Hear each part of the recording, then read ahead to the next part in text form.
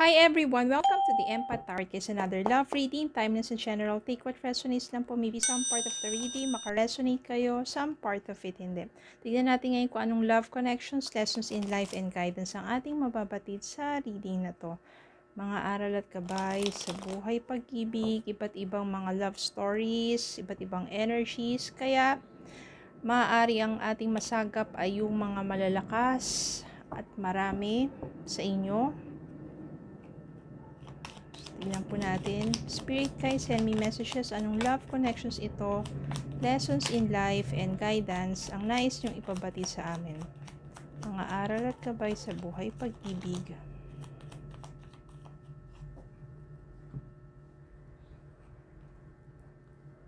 Yan, ito na yung mga nag-flipped. 5 of Cups. Page of Swords. Devil.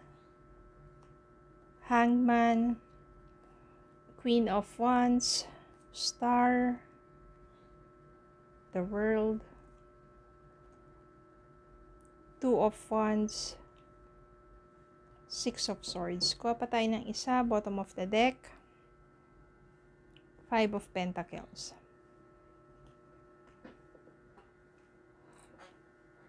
So much sorrow, regrets, loneliness, sadness, punong-puno ng pighati ang maaring naranasan mo o nararanasan mo ngayon sa relasyon mo.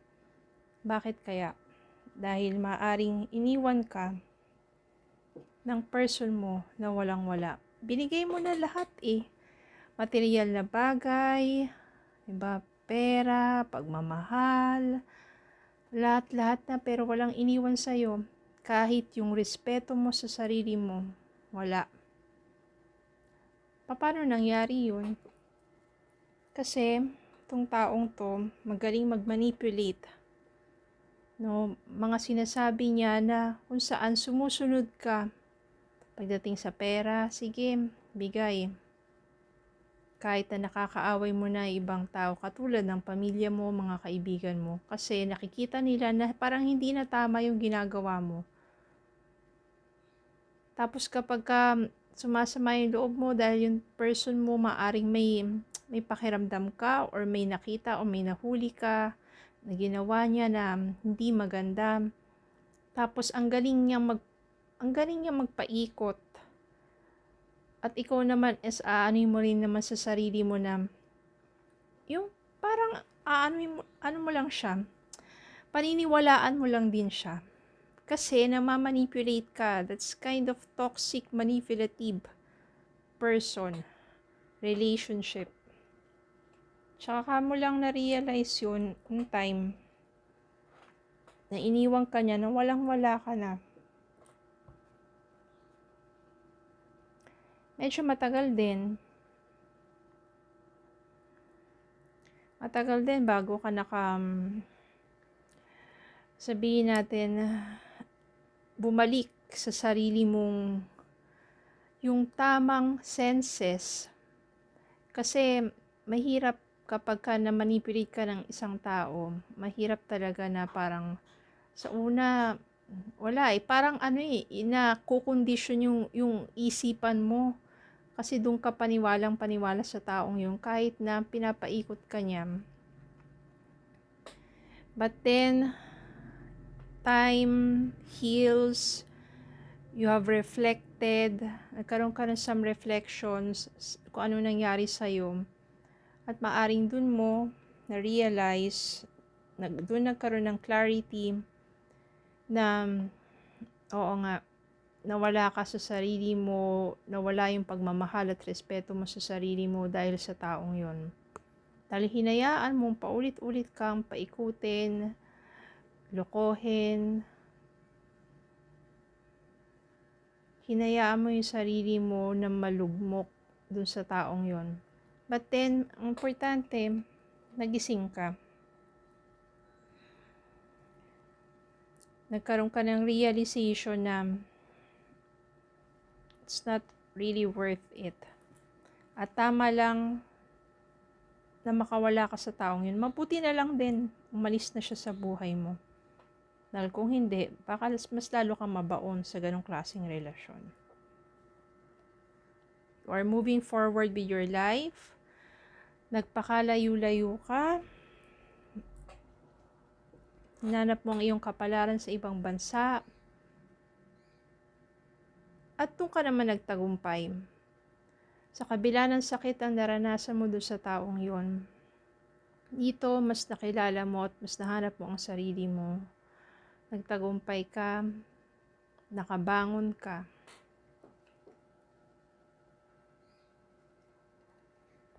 At marami ka pang plano.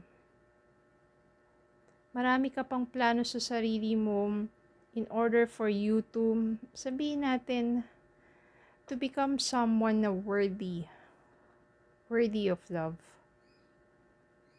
Ang mahalaga dyan kasi nagkaroon ka ng hope, ng pag-asa, na someday, sa kabila ng lahat ang naranasan mo sa taong yun, meron pa rin magmamahal sa'yo. Pinakita mo, pinatunayan mo that you are still attractive. You are still passionate. At nag-mature ka kasi natuto ka, nag-grow ka. You transform into someone who is stronger. Yung mga pain na yon, yung sakit na yun na naranasan mo, transform you into someone who becomes more stronger in life. Hindi lang pagdating sa love, kundi life in general. Yun yung natutunan mo dito sa isang karmic relationship mo.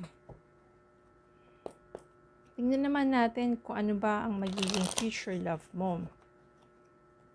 So, nagawa mo makaahon, self-love and care. Tingnan naman natin, there is hope. It means that the universe is directing you to the right path. Spirit guide, send me messages about his or her future love.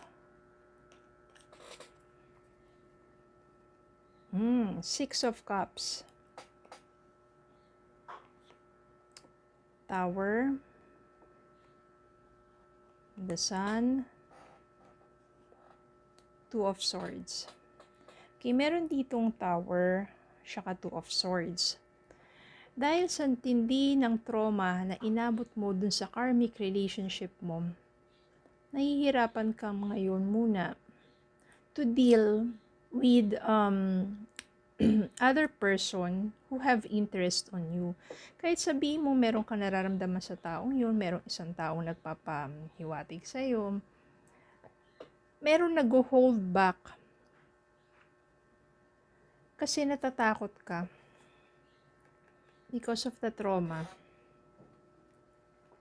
Pero, nandito si Star, nandito si Sun, it signifies that it will not happen again to you.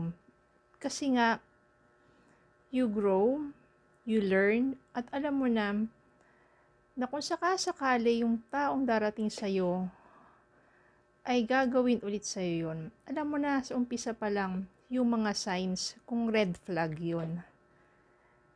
Ginawa kang matalino doon sa experience na naranasan mo doon sa karmic yun.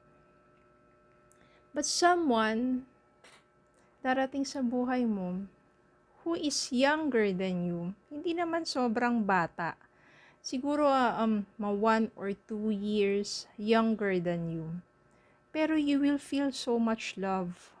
Parang kakaiba ito kasi kahit na as nakatatanda ka sa kanya ng kaunti, mararamdaman mo that this person is mature enough and you will feel so much love. You will feel so much being taken care of. At ito maaari yung magiging next na love mo. Dito natin ilagay ito. Sa gitna. Kasama ng Sun. Yan. Kasi maaaring siya na yung someone na magfulfill kung ano yung nais ng puso mo. Na after ng karmic relationship mo. okay lang naman po kahit medyo bata sa inyo. Ang importante, mature mag-isip. Kasi wala naman sa edad yung maturity. Reaching your goal. Everything you want from this connection will manifest in the near future, which is with this new person.